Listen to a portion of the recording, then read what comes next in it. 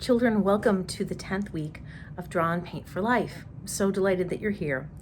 And we're going to continue with geometric shapes this week. And at the request of some of my students, I'm going to have all the drawing portion in the front and then the art history in the back. Just so, you're not tempted to turn it off because it's boring. Sorry about that. But I do want you to understand art history because your art is so important. You are the next generation of great thinkers. And art is always on the vanguard, always at the front of new thought. So thank you for being here and thank you for making art. So we're going to look at Cubism and how it basically shattered the idea of how people saw the world, because paintings were made on geometric forms, and a lot of it was based on the cube, because there's buildings and there's bridges and you can fit shapes inside of cubes and understand perspective. And so when that was all thrown out with Cubism in the early 1900s, with Picasso and Braque and so many others, people's worldview really shifted. And so it's pretty amazing. So that video will be at the end. What I'm going to do now is take you through a little color mixing so we can look at the color of the week, which is cerulean blue, and see what happens when we mix it with some other colors. That's also in your art book for the week. And then we're going to draw cubes. I'm going to take you through on the art book how to draw simple cubes with two squares connected by diagonal lines. Then the three different basic views of a cube, one being that you were looking down on it, so it's a top view. The other one as if you were on a street and looking at a cube or a building. And then the other one is if it were suspended in the air and you could see the bottom of it. So that's all in your art book for the week. And I'm going to do some painting and some drawing now so that you can observe it and learn from it and think in advance about what you want to create when you come into the classroom/art studio this week. Thanks for watching. Have a beautiful, beautiful day, evening, wherever you are. Bye. Okay, so here we go with the basic way to make a cube. So again, feeling the paper, remembering that it has life force energy in it. It was once a tree, and it's actually such a gift to have paper. So take a moment and just be amazed at the wonder of the whole thing. And let's also loosen up our hands and remember that art is made with our bodies. So take a minute and feel your hands and how amazing and wonderful they are. Our opposable thumbs that makes it possible to hold something to write and draw with. So basic square like this. Okay, if you put another one on top of it, doesn't have to be perfect, okay? And then you connect the corners, you'll come up with a see-through cube. And I know most of you know how to do that. Super easy, okay? It's a little bit confining when you want to create other shapes with it. And what's cool about this is say it's fairly easy, especially if you didn't have these back lines, to turn it into a house. You would put a door here, and the angle of this line is indicated by the line above it. So we're going to color that in just to look at it, okay? So now we have a nice door on our house. And then maybe here on this back wall, I'm going to put two windows. And this line will indicate the angle of that line. The other lines are pretty horizontal. I'm going to do a little correction here by making this a little bit thicker. Okay? But you can see these windows on the back wall. It's all about keeping these angled lines similar. The angle here is repeated up here. And these are just kind of things that your eye will learn to guess at and understand as you work with a cube, okay? I just feel like I want to put another big door on the front here, okay? So you can see. And if you're really kind to yourself, when you're making art and you say really kind things to yourself and you encourage yourself, your art will improve much more quickly, okay? I'm going to kind of tidy that up, bring that line across. So there we go. We could also, I'm just going to guess at this, put a roof on the top of the house Okay. All right. That's a little bit lopsided, but it's not bad. And then we could like extend the front little eave here. I hope that makes sense. I'm gonna just darken this in so you can see it. Okay, and bring this out over here.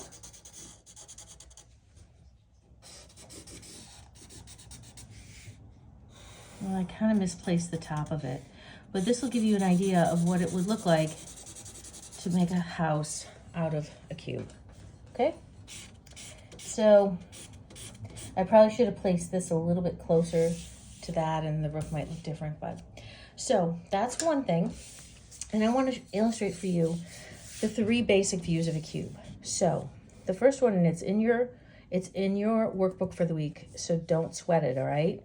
So it's a top view where we would see the top of the cube dropping these lines down, okay? And then connecting these lines, okay? Top view. Then there's my favorite one, which is the one we're gonna build an office building off of in our art book for the week, is the street view. It's as if you're standing on the street and you're looking up at the building, okay?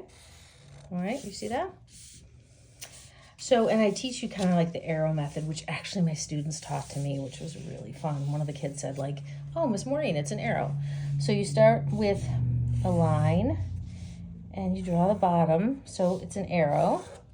And then you draw the top of the arrow and then you connect the sides.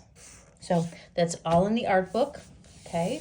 You'll be able to trace it. I've got tracing paper for you.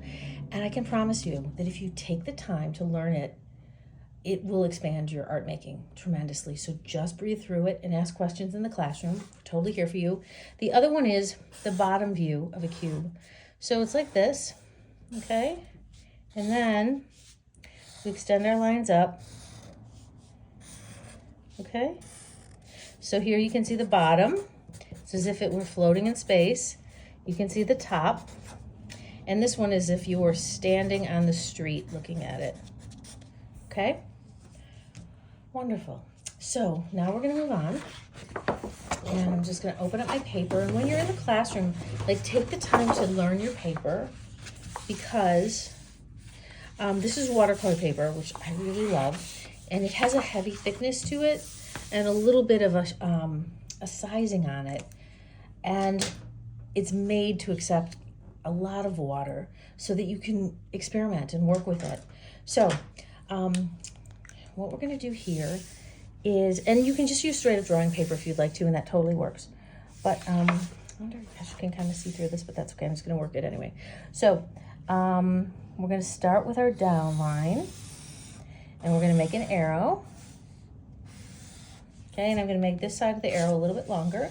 And then I'm gonna make it like, so this is a downward facing arrow. And then we're gonna have an upward facing arrow, okay? And then we're gonna connect these 2 lines, okay? And then from that place, we're gonna pretend like this is an office building. And we're gonna follow these diagonal lines. And can you see how they change angle? This one matches this one's kind of in the middle, that's kind of in the middle, and that's closer to the top, okay? But you're gonna get to trace this, and your mind will learn it as your hand moves over it, and you'll come to just learn it intuitively. So we're gonna just pretend like this is an office building, and I think the way I did it in the workbook was I just made like lines here to indicate windows, okay?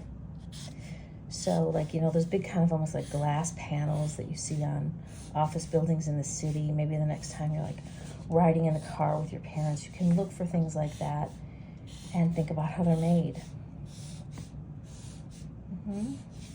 So I'm just gonna extend these. And down here, I'm gonna put like a big door, okay? And I'm gonna put another big door over here, okay? And I'm gonna color these in, and we're gonna pretend like that's the parking garage, okay?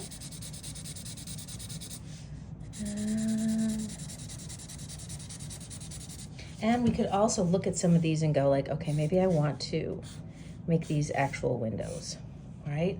So experiment with that. That's really fun to be learning, you know, the angled lines, because it creates an illusion of reality, which is super fun to work with. All right, so we'll just pour a few more in here and leave the rest to your imagination. Because imagination is the bomb, but so is making windows on a building, because it just feels so, oh, it feels like so much fun. There we go. So maybe I'll put these over here as well. And this is the part where you get to decide what your building looks like.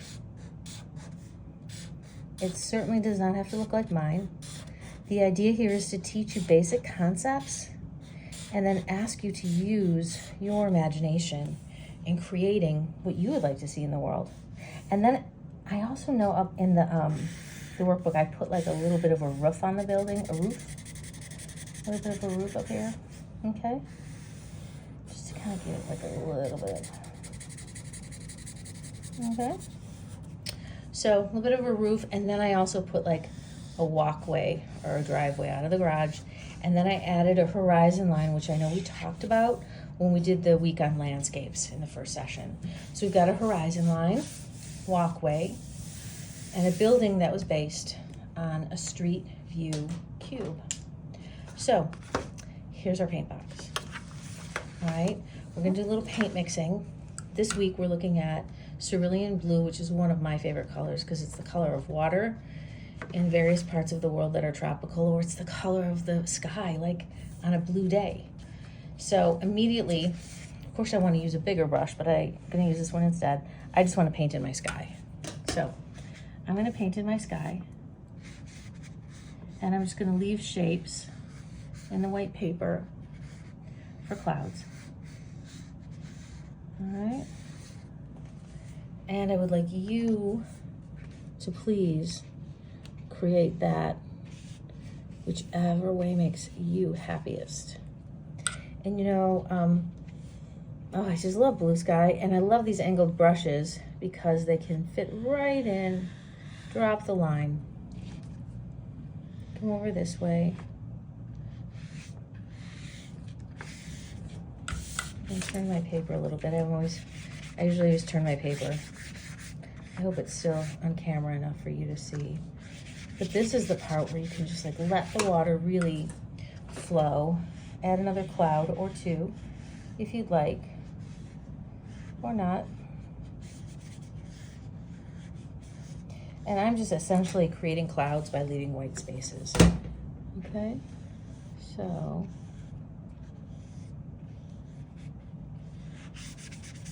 I love the sound of the brush on the paper. So much fun. Oh, feels so great. Okay, so here's my horizon line. I'm gonna bring my sky down to meet the horizon over here as well. Okay, sky meeting the horizon. Okay, and then my building. And what we're gonna do is look at the mixing tray, which is part of our box, okay? The paint kind of jumps up off this surface because it's super slick. I don't know how much luck I'll have really showing you. See, oh, that's not bad. Okay, so say for instance, I'm gonna combine it with a little bit of black. Here's the black is actually here in the paint box. It's next to the brown. And our cerulean blue is here across from, kind of like the burnt umber and the orange, okay? I don't know that that's the right color. Let me make it a little darker. Oh, we're not cerulean blue this week. You know what? We're ultramarine blue this week. So scratch that. I totally forgot that. Okay. I'm wondering why this isn't making indigo. I'm like, okay, where's the indigo? So indigo is ultramarine blue. That's our color this week. And oh, isn't that a gorgeous color? I hope you read about it because I put a little information about the origin of it and how it was, it came out of the ground. It was lapis lazuli. And if you ever read, I think the poet Alexander Coleridge wrote a poem about lapis lazuli. Anyway, it's gorgeous blue. Love this. So check this out. So this is black and ultramarine blue together. And it's kind of like this super gorgeous indigo. I'm going to add some more black here. That's really indigo then, okay? And I'm going to kind of go around my windows with my angled brush, extend down here, filling in the spaces, adding more black, adding a little bit of blue in my paint tray, bringing up the color, crossing it, just filling in the space. And I'm going to pretend like this side of the building is being hit by the sun, like that the sun is somewhere over here. So this side of the building will be a little bit lighter in color than the other side. And that's what also helps to create the illusion of 3 dimensions on a 2-dimensional surface, like a piece of paper, okay? And really so much of that illusion, it's understanding these geometric shapes, okay? But it's also working with color. And because this is completely from my imagination, as yours will be, you have so much leeway in terms of like how you decide you want to lay your color down, okay? So on the other side here, I'm gonna go more black, as if this part of the building is in shadow, right? Bringing it all the way down here.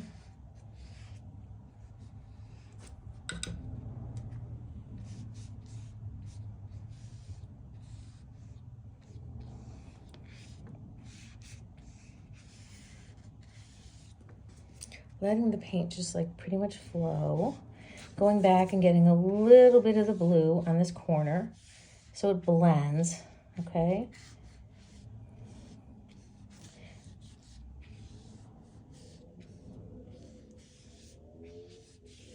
Right. And then coming back over here, blue to black, laying this in. Oh my gosh, so much fun. Love it. And here I'm going to fill these in. Okay. Now you can do whatever you want with your roof. I'm going to put some straight up black here. Ooh, got a little bit of leakage going on there, but no problem. And then I kind of thinking about my windows. I think what I'd like to do is put some yellow in there, as if there was like light shining out. Isn't that kind of fun? I've got some blue still on my brush, and it's picking up blue from around it. So parts of it are going green, but that feels okay to me. Like, I don't have a problem with that. So I'm going to make them on this side a little bit lighter. I'm going to mix some white in, since this part is in shadow. Okay. And if I decide I don't know how it looks later, I can always change it. I'm going to extend this white up into my clouds, just because I like most of the paper covered, and that's completely up to you if you want it different, to be different. Okay. And then I think I'm going to put some grass. I mean, I don't really know that grass always surrounds office buildings, but here's kind of the emerald green and the chartreuse, and here's our phthalo green from 2 weeks ago. And I'm going to combine all of them. Things that are further away, I'm going to make a little bit darker.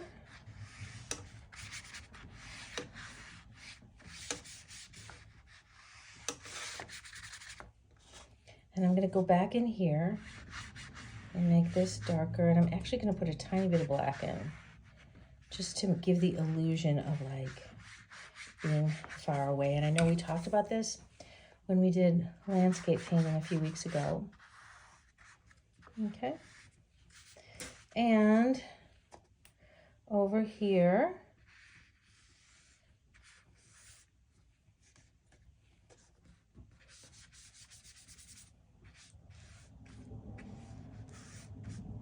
a little bit of black back here. The illusion of space is often defined by the colors we use.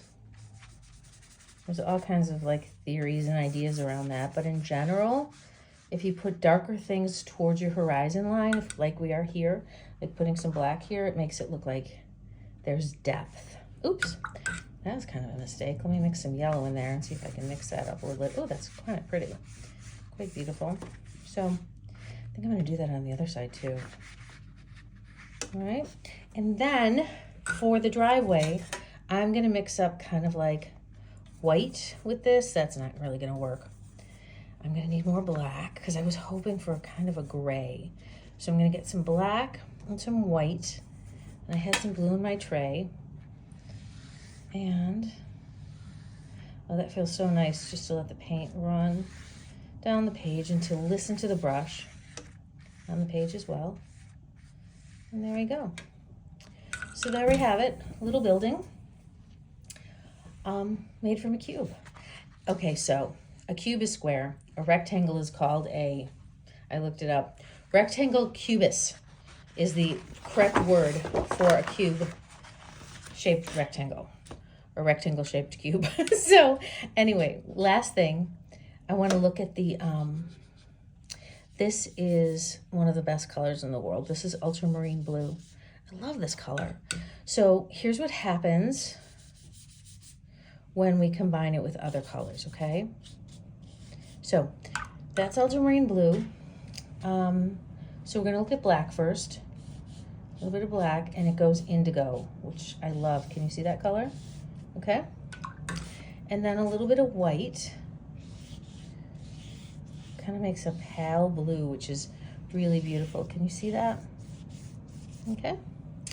And then we're gonna mix yellow, and I'm gonna take the warmer yellow, the more cadmium one.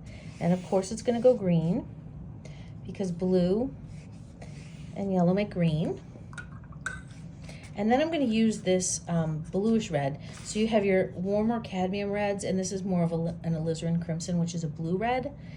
And I'm gonna mix this in. And you can see how you get like that gorgeous purple. A little bit more of this and that, okay? And then I'm gonna take the last bit of it, gonna lay out some more ultramarine, and I'm gonna add a little bit of cerulean to it, just to see what happens. Oh, it's a very calm blue, quite beautiful. So this is what happens when you mix two blues. But again, you know, like there are an infinite number of colors inside of the paint box. There are like so many different colors. And so this is just a small sampling of what happens with ultramarine blue, black, white, yellow, red, and then a different cerulean blue added in. So that's it, children. I hope you have an amazing day and enjoy the next part, which is the art history part. Have a lovely day. Bye-bye.